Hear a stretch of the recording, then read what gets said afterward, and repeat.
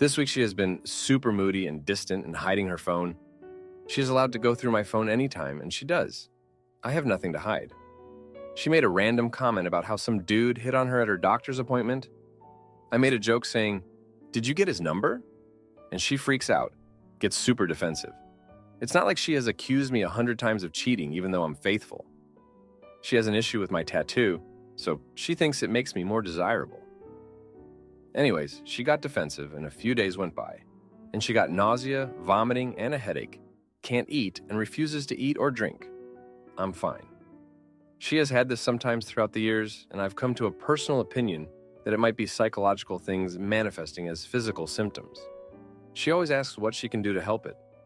I suggest seeing a doctor, drinking water, trying to force food down, because not eating or drinking will make her worse. She refuses, and it's a cycle of her asking what to do. I suggest food, water. She gets mad. Repeat. I've also brought up several times if she wants out of this, I won't hold her hostage. I don't want to be a monster locked up with me. If she wants to leave, go. But I tell her I love her and I don't want her to go. But if she feels there is a guy that will take care of all her wants and needs, physically, emotionally, and financially, and she thinks she can leave spoiled food in his fridge and dirty dishes for him to clean up, and old food in his room he has to clean and using all his toilet paper, then cool. I want her to be happy. I just want our relationship to be even 70%, 30%. I'd be more than satisfied, but she refuses to make money. So during my birthday 2 days ago, I took care of her. Granted, I was being snippy because she was refusing to eat. A day and a half went by. She ate and was fine. We had one misunderstanding about our dog, and when we were taking him for a walk, she snapped at me, accusing me of yelling at her first. It got to the point where she brought up taking a break and going to spend the night at her friend Alice's place. I kind of asked her to please not stay the night, but go ahead and hang out with her for sure. She's insistent on staying the whole night. I went to work the next day, and I agreed, sure, go stay the night. But I had a suspicion she'd been talking to someone else. And I asked her to show me the messages between Alice, and there was a conversation about a sleepover. She backed out of her Snapchat, and I saw a brand new message from someone named NyPrince1. I kind of went cold and asked, "Who is that?" She goes, "It's my uncle." I asked simply if I could read the message then. She explodes, throws her phone in her purse, saying she needs me to trust her, and if I can't trust her, we are done. I tell her to make a fool out of me and show me I'm being paranoid and just show me the message. She just says, "I'm done. I want a divorce." All I can say is, holy shoot, grabbing my hair, she cheated on me. She came right out under pressure. She hit up an ex who she broke up with because he wanted an open relationship. And she is with him right now, currently. And I'm here typing this. Throughout this night, I've been texting her because she texted me giving me an ultimatum, saying we have an open relationship or we are done. Then she texts me saying it's a mistake and she's being messed up and she doesn't know who she is and doesn't want to lose me and baba baba. I told her parents, they want to kick her out of the house. Was kind of surprised they are being so nice and even offering to literally give me the room and the bed. And she can have the empty guest room across from her brother. I'm kind of tempted to talk to her first because she promised she'd be back in the morning. The only thing is, I feel bad. And if I did make her move her stuff out of my room, I feel shitty because she literally has clothes, makeup, and a PlayStation 4 and a phone. No furniture, no TV she owns, no computer, no car. I pay for the Wi-Fi. I don't know what to do. Any advice? Now for an update, still haven't slept, but we talked. Her parents are making her sleep on the couch. I told her I don't want to see her or talk to her right now. I asked if she's legit wanting to make it work. She was crying, saying yes. I told her I don't believe her and I gotta see initiative. I'm not saying I'm forgetting anything. The neighbors know she cheated now. Not proud, but I have a booming voice. I'm emotionally distancing right now. I told her I want her to take a sexually transmitted disease test as soon as possible. If she doesn't get both her general educational development and a job in the next 4 months, we are done. I have divorce papers being put together already in case shit hits the fan again. She said she's going to go to therapy, and I hope she does. I understand everyone tells me to run. I get it. But I can't stuff everything that happened in 4 years into one Reddit thread. She has sold items for me of her own to help out before. She got me a tattoo machine our first year of dating. She does hand-make-me gifts. She made me a Lamb of God keychain out of clay and resin. And it's honestly badass, and no one's ever done nice gestures like that for me. If she's going through something mentally, I want to help her, or at least try. It's not like I can dip out and find a new house tomorrow. I have no options, so I'm going to pay rent, and she's going to stay away for a while and not use my stuff. Hopefully that'll get her motivated to achieve things on her own. I just ask if you guys can not so passive-aggressively insult my decision. I'm not going to be sexually active with her for the foreseeable future, and I genuinely think after a few days, I'll end up calling it because it feels like she ended the life of me, guys. I don't know how else to explain it. I feel like a sword passed through me. Now, for a few comments before the update. Comment 1. Why did you even marry such a lazy loser? Divorce her lazy, dirty, cheating person? Luckily, you've not been married long enough to pay alimony to this loser, so the quicker you divorce her, the better. Can't believe she has the audacity to give you ultimatum, like she is some prize worth staying with, when she's just a messy financial liability without a GED. Comment 2. You have to ask yourself, do I want to be with someone like that for the rest of my life? You deserve happiness, and if she doesn't make you happy, you have your answer. Now for the update. Hey everyone, thanks for reading my last post. So this past week has been interesting to say the least. After our talk, she did go to therapy, which I guess is a good start, but things have been tense. She's been staying at her parents' place, and I've been trying to keep my distance. I'm still not sure if I can trust her, and honestly, I'm not sure if I want to. A few days ago, she called me crying, saying she missed me and wanted to come home. I told her she needed to show me she was serious about making things work. She promised she would, but I'm still skeptical. She's been texting me a lot, saying she's sorry and that she wants to fix things. But actions speak louder than words, right? Then, something unexpected happened. I found out she's been talking to her ex again. I saw a message pop up on her phone when she was over to pick up some of her stuff. It was from him, asking if she was okay. I confronted her about it, and she swore they were just friends now, and that she needed someone to talk to. I told her that if she was serious about us, she needed to cut all ties with him. She agreed, but I'm not sure if I believe her. On top of all this, I've been dealing with my own stuff. Work has been crazy, and I've been trying to keep my head above water. I've been talking to my friends and family about everything, and they've been supportive, but it's still hard. I feel like I'm stuck in this limbo, not knowing what to do or where to go from here. One night I was going through some old stuff and found a letter she wrote me when we first started dating. It was full of promises and dreams for our future. Reading it now, it feels like a different person wrote it. I don't know what happened to that girl, but I miss her. I miss the way things used to be before all this drama. I've been thinking a lot about our relationship and whether it's worth saving. Part of me wants to believe that she can change and that we can get back to where we were. But another part of me is scared that I'll just get hurt again. I don't know if I can go through this all over again. Her parents have been great through all this. They've been checking in on me and making sure I'm okay. They even offered to help me with rent if I needed it. It's nice to know that they have my back, but it also makes things more complicated. I don't want to be the reason their daughter is homeless, but I also don't want to keep living like this. I've been trying to focus on myself and what I need. I've been going to the gym more and trying to take care of my mental health. It's been helping, but it's still a struggle. I feel like I'm constantly on edge, waiting for the next shoe to drop. One thing that's been bothering me is this nagging feeling that there's more to the story. I can't shake the feeling that she's still hiding something from me. I don't know if it's just my paranoia or if there's really something going on, but it's driving me crazy. I've been tempted to go through her phone again, but I know that's not healthy. I need to trust her, but it's hard when she's given me so many reasons not to. I've also been thinking about our future and what that looks like. I don't want to be in a relationship where I'm constantly questioning her loyalty. I want to be with someone who makes me feel secure and loved. I don't know if she can be that person anymore. We had another talk a couple of days ago. I told her that I needed to see real change if we were going to make this work. She promised she would do whatever it takes, but I'm still not convinced. I told her that she needed to get a job and start contributing to our household. She agreed, but we'll see if she follows through. I've also been thinking about the ultimatum she gave me about the open relationship. It's been weighing on my mind a lot. I don't want to be in an open relationship but I also don't want to lose her. It feels like I'm stuck with a difficult choice. I don't know what to do. I've been talking to my therapist about everything, and she's been helping me sort through my feelings. She told me that I need to focus on what's best for me, and not just what I think will make her happy. It's hard, but I know she's right. I need to take care of myself first. I've also been thinking about our past and how we got here. When we first started dating, everything was so perfect. We were so in love and couldn't get enough of each other. But somewhere along the way, things changed. I don't know if it was the stress of life or if we just grew apart, but it's been hard to watch our relationship fall apart.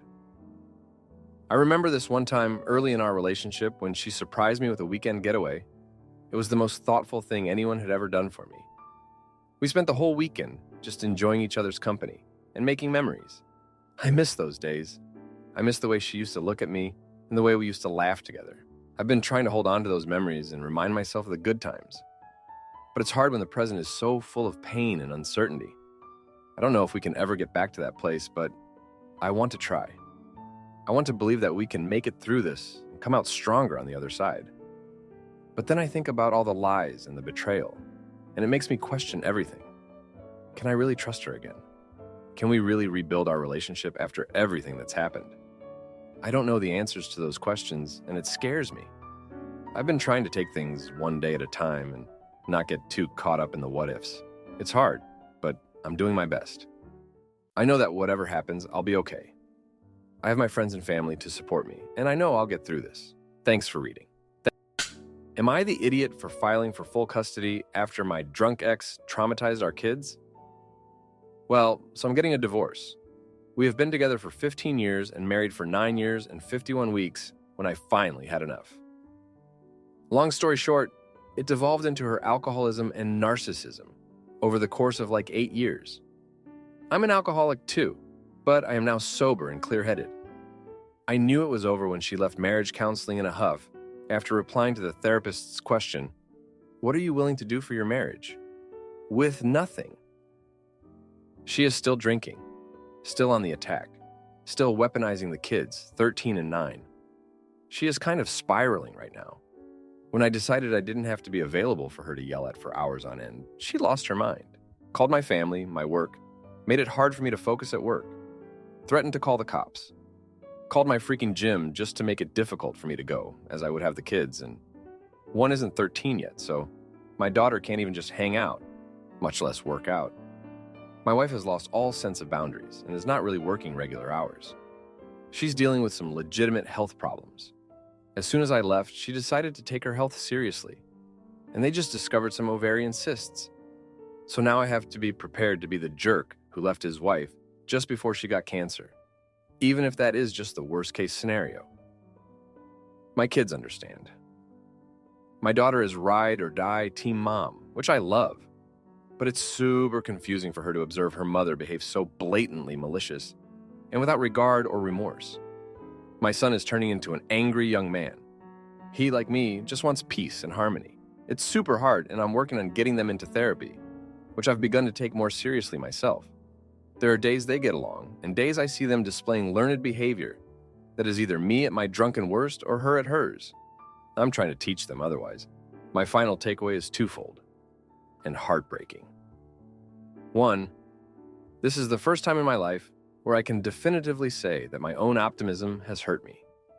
My brother said something like, "You've got to quit thinking you know better than everyone else." I don't. I told him this isn't ego, this is optimism. His reply was, "Well, how's that working out for you?" Pretty bad. Pretty no good. Very bad. 2, no matter what, a person does not get to allow themselves to be run by their emotions. No matter how bad you feel, you have control and autonomy over your actions, attitude, and behavior. You can choose how you act all the time. Even when you feel hurt or wounded or angry or hungry or aroused or happy, you choose your behavior.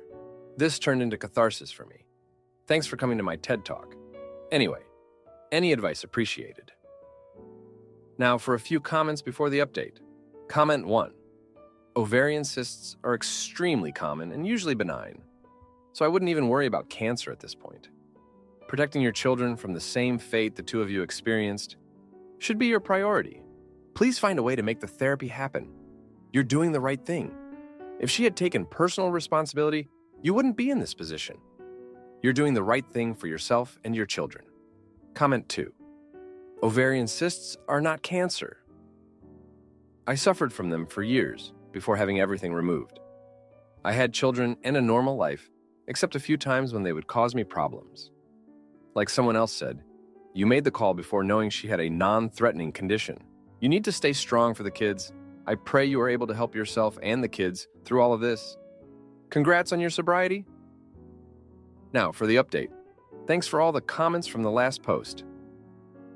So, 3 months have passed since I decided to file for divorce, and things have been, well, I'll just get into it. My wife's behavior has only gotten worse. She's been drinking more heavily, and her health issues have become more pronounced. The ovarian cysts turned out to be benign, but she's using the health scare to garner sympathy and manipulate the situation. She's been calling my family, my work, and even my gym to make my life difficult. It's like she's on a mission to ruin me. The kids are caught in the middle of this mess. My daughter is still very much on her mom's side, which is understandable but heartbreaking. She's only 13 and doesn't fully grasp the complexity of the situation. My son, on the other hand, is becoming more withdrawn and angry. He's only 9, but he's starting to show signs of the emotional toll this is taking on him. I've been trying to get them both into therapy, but my wife is making it difficult.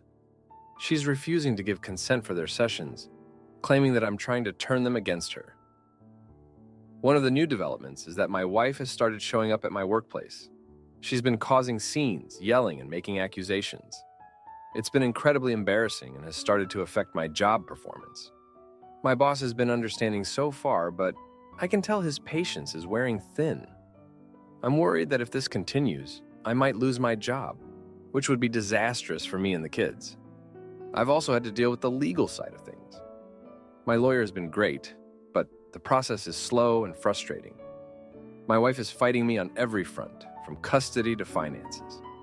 She's demanding full custody of the kids, claiming that I'm an unfit father because of my past alcoholism.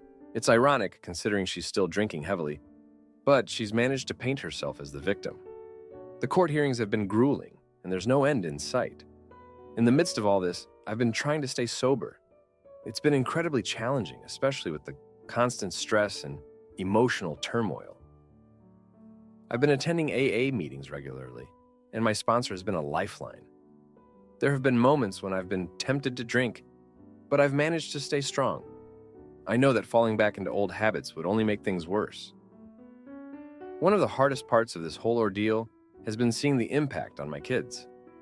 My daughter has started acting out at school, getting into fights and talking back to her teachers. She's always been a good student, so this behavior is out of character for her. My son has been having nightmares and has become clingy, not wanting to be away from me. It breaks my heart to see them suffering because of the choices their mother and I have made. I've been trying to be there for them as much as possible, but it's been difficult with everything else going on. I've had to take time off work to deal with legal matters and to be there for the kids when my wife is too drunk or unwell to take care of them. It's been exhausting, both physically and emotionally. There are days when I feel like I'm barely holding on. One night, about a month ago, my wife showed up at my apartment, drunk and belligerent. She started yelling and banging on the door, waking up the kids. I had no choice but to call the police. They came and took her away, but the incident left the kids traumatized. My daughter was crying and my son was shaking with fear. It was a wake-up call for me. I realized that I needed to take more drastic measures to protect them.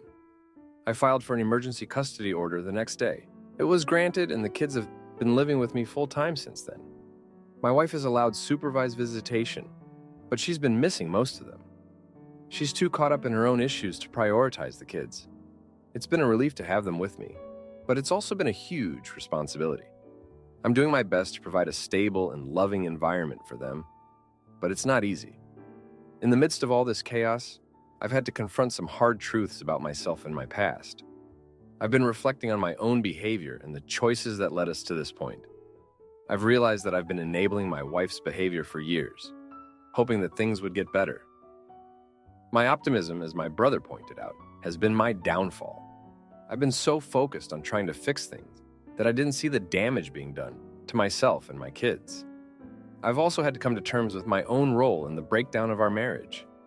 I'm not blameless in all of this. My past alcoholism and the way I handled my emotions have contributed to the toxic environment we're in now. It's been a painful realization, but it's also been a catalyst for change.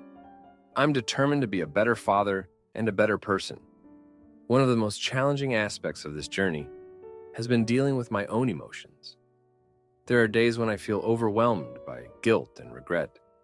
I've been working through these feelings in therapy, and it's been a slow and painful process, but it's also been necessary. I need to heal and move forward, not just for myself, but for my kids. As I navigate this new reality, I've been trying to rebuild my relationship with my kids. It's been a slow process, but there have been moments of connection and understanding. My daughter and I have had some heart-to-heart conversations, and she's starting to see things from my perspective. My son has been more affectionate, seeking comfort and reassurance from me. These moments give me hope and strength to keep going. But there's a decision looming on the horizon that's been weighing heavily on my mind. My lawyers advised me to consider filing for full custody, given my wife's erratic behavior and ongoing issues with alcohol. It's a decision that tests my true loyalties. On one hand, I want to protect my kids and provide them with a stable environment.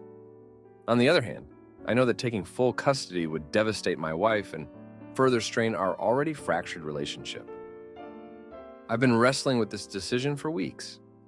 I've talked to my therapist, my sponsor, and my family, but ultimately, it's a choice I have to make on my own. I know that whatever I decide, there will be consequences. But I also know that I need to do what's best for my kids, even if it means making a difficult and painful choice. Thanks for reading. Am I the idiot for ruining my friendship with Ryan to prioritize my unemployed girlfriend? Hi, I am trying to figure out what is a fair arrangement for both my friend, my girlfriend/partner, and myself. My friend Ryan and I are looking at buying a house together, 50-50ths. A friend of mine, Jack, 30 years old, is going to move into one of the rooms and be a tenant. Ryan and I agreed that we would split the rent from Jack between us, 50-50ths. This is consistent with what Ryan and I discussed when we first considered buying a place together. Everyone who moves into the house pays rent, and all the rent gets split 50-50ths. Ryan and I are pretty far along into the process of purchasing the home and have paid for inspections and things together. We have put in offers, but they have fallen through, so we are not fully committed yet. I have been dating my partner since 2021 long distance. We met during Infection 19 through a mutual friend. She lives abroad, and we've been trying to figure out how to move her here. We talk every day and have spent long periods of time together in person, not looking for advice on the long-distance aspect of our relationship. Ideally, I would have bought this place, and she was planning to buy a place in her home country that she could rent out while she was with me to help with some income for her. Ryan has known about my girlfriend and her eventual plan to move in. In fact, the houses we have picked out have had that arrangement in mind. We expected this to happen in less than a year. I cannot afford a house on my own in my city in Australia if that matters. Here's the wrench. My girlfriend just lost her job and wants to accelerate her plans to move here with me. We think it will take somewhere between 45 days and 3 months now for the move. I am thrilled because we have been trying to get to this point for some time. The struggle is that, understandably, she has insisted that we discuss what our financial living arrangements will be in more detail. In this discussion, I informed her that per my agreement with Ryan, she would have to pay rent, and that the rent would be split between Ryan and myself. If she is not working when she first comes, she will just pay us back for the unpaid rent when she does start working. She thinks this is unfair to her. She is not renting a separate room in the house, but will be sharing my space with me. True. She argues that she is not another roommate. Also true. We are planning to get engaged as soon as she gets here. Also, she has been trying to buy a house herself because she says it's important to her to not be renting her whole life. Unfortunately, with her lost income and the pending moving costs, she cannot afford a house in her home country. We also could not afford a house together in my much more expensive city with just the two of us. When she moves here, she believes that instead of rent, she should pay a share of my part of the mortgage that is proportionate to her income relative to mine. She thinks that whatever portion of the principal is paid off with her payments should be her equity interest in the place if we break up. For example, say my part of the mortgage is $2,000. If we both make the same amount, we would both pay $1,000. If only 10% of that was going to pay off the principal, then for her $1,000 payment, she would get $100 in equity. She says she does not expect to be able to force a sale of the house or anything, but would just hope that I would pay her that amount back if I could, or if Ryan and I decided to sell. Because of visas and things, she will not have any income for at least the first 3 months of her time here. In her industry, she does have high earning potential, and her last salary was comparable, if not more than mine. It is unclear, though, if she will be able to continue in that career when she comes here. She says her problem with the arrangement I have with Ryan is that if she is just renting, she is not investing her money. She argues that if she is forced to rent, then she will save up to buy her own place and move out rather than stay in the house I'm trying to buy for us. I do not think Ryan will agree to her not paying rent, since this is different from our arrangement we had discussed. I feel like when we are married, my girlfriend's spouse will be entitled to half of my interest in the house anyway. So why rock the boat with Ryan now? A one-bedroom rent is also much less than her portion of the mortgage could be. What is the answer? I want to be fair to Ryan, my girlfriend, and of course myself. Now, for a few comments before the update. Comment 1. This whole situation is a mess and is more likely to destroy your relationship with your girlfriend and Ryan than anything else. Put off buying a home and focus more on building your relationship with your girlfriend. She is literally changing countries and won't be able to work for an unknown amount of time. Your relationship will absolutely undergo growing pains as it shifts from long distance to living together and seeing each other every day. And you may easily find that it doesn't work out at all. Adding in a business partner as a third wheel to your relationship is just going to complicate things. Comment 2. Buying a house with a friend when you're in this serious of a romantic relationship doesn't add up. Rethink your priorities and find a way to make them clear. Communicate and over-communicate your expectations with everyone. Don't assume people's feelings. Talk it out and negotiate like the adults you all are. This is a big commitment you're stepping into. Now for the update. Hey everyone, thanks for sticking with me through this journey. So, things have taken quite a turn since I last updated you. After my girlfriend lost her job, she managed to expedite her visa process and arrived here in just over a month. I was ecstatic to finally have her with me, but the financial and living arrangements quickly became a point of contention. Ryan and I had already put down a deposit on a house, and Jack was set to move in as our tenant. Everything seemed to be falling into place, but the reality of our situation hit hard once my girlfriend arrived. From the moment she stepped off the plane, it was clear she was stressed about her financial situation. We had several heated discussions about how we would manage our finances. She was adamant that she shouldn't have to pay rent like a tenant, given that she was sharing my space and not occupying a separate room. I understood her point, but I also had to consider my agreement with Ryan. Ryan was initially open to discussing a different arrangement, but he quickly grew frustrated with the back and forth. He felt that we were trying to change the terms of our agreement at the last minute, and he wasn't wrong. We had agreed that everyone who lived in the house would pay rent, and that rent would be split 50-50ths between us. Changing that now felt like moving the goalposts. One night, after another argument with my girlfriend, I sat down with Ryan to try and find a compromise. We discussed the possibility of my girlfriend paying a reduced rent until she found a job, but Ryan was concerned about setting a precedent. He worried that if we made an exception for her, it could lead to more complications down the line. He also pointed out that we were already taking a risk by buying a house together, and adding more variables to the mix could jeopardize our investment. Feeling stuck with a big decision, I proposed a temporary solution. My girlfriend would pay a nominal rent amount until she found a job, at which point we would reassess the situation. Ryan reluctantly agreed, but it was clear he wasn't happy about it. My girlfriend, on the other hand, was still dissatisfied. She felt that even a nominal rent was unfair, given that she was contributing to our household in other ways. As the weeks went by, tensions continued to rise. My girlfriend struggled to find a job in her field, and the financial strain began to take a toll on our relationship. She felt isolated and unsupported, and I felt torn between my commitment to her and my agreement with Ryan. The stress of the situation started to affect my work, and I found myself constantly on edge. Then, things took a turn for the worse. Jack, our tenant, overheard one of our arguments and decided he didn't want to move into a house with so much tension. He backed out at the last minute, leaving us scrambling to find a new tenant. This put even more pressure on our finances, and Ryan was furious.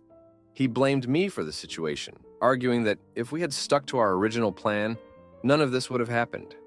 In the midst of all this chaos, my girlfriend and I had a heart-to-heart conversation. She confessed that she felt like she was losing herself in this situation. She had always been independent and self-sufficient, and now she felt like a burden. She also admitted that she was having second thoughts about our future together. The stress of our financial situation was making her question whether we were truly compatible. Hearing this was like a punch to the gut. I realized that in trying to please everyone, I had ended up pleasing no one. My relationship with Ryan was strained. My girlfriend was unhappy, and I was miserable. I knew I had to make a hard choice. After much soul-searching, I decided to prioritize my relationship with my girlfriend. I told Ryan that I needed to step back from our house-buying plans. He was understandably upset, but he also saw the writing on the wall. We agreed to dissolve our partnership and go our separate ways. It was a painful decision, but it felt like the only way to salvage my relationship. In the aftermath, my girlfriend and I moved into a small apartment together. It's not the dream home we had envisioned, but it's a start. We're still working through our issues, but at least we're doing it together. Ryan and I are no longer on speaking terms, which is a tough pill to swallow. I lost a friend in the process, and that's something I'll have to live with. Looking back, I realized that I should have been more upfront with both Ryan and my girlfriend from the beginning. Trying to juggle everyone's expectations was a recipe for disaster. I learned the hard way that sometimes you have to make tough choices and accept the consequences. Thanks for reading. If you like this video, you'll probably like these too. Also, while you're here, please consider subscribing. It's your support that keeps this channel alive and allows me to make better and longer videos. Have a great day.